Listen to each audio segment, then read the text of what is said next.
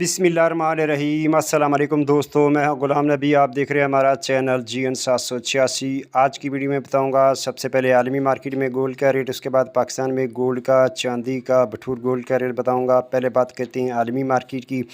आलमी मार्केट में इस वक्त जो गोल्ड का रेट है वो $2685 फ़ी औंस पे मार्केट है और एक औंस का वज़न होता है 31 ग्राम 100 मिली।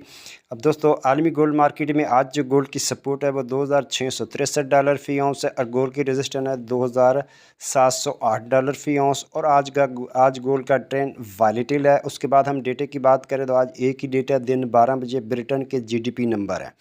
उसके बाद अब यहाँ बात कर लेते हैं local liberty market Gulberg 3 Lahore Pakistan. आज तारीख है 13 दिसंबर 2024।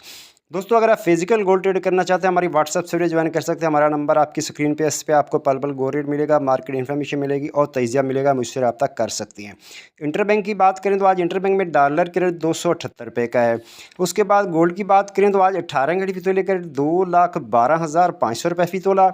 21 कड़ी फीतोले का रेट 2,47,930 रुपये फी तोला। 22 कैरेट फीतोले का रेट 2,59,733 रुपये फी तोला।